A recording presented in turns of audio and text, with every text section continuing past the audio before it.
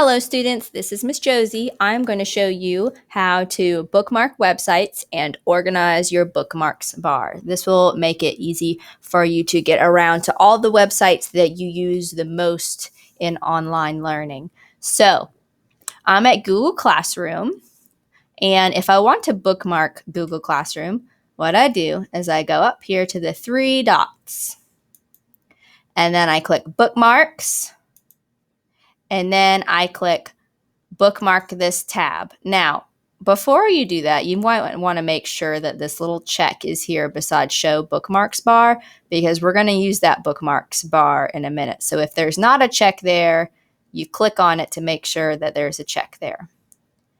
Then we're going to bookmark this tab.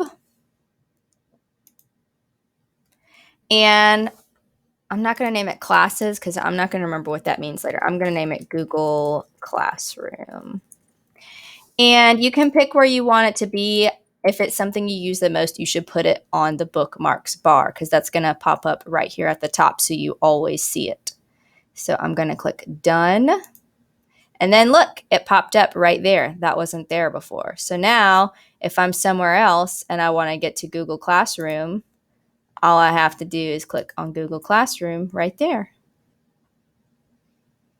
And you can put as many websites as you want up here on the bookmarks bar. So I'm going to go ahead and bookmark ReadWorks.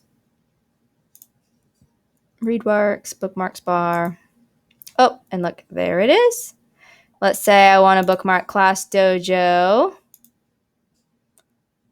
Bookmarks, bookmark this tab. There you go.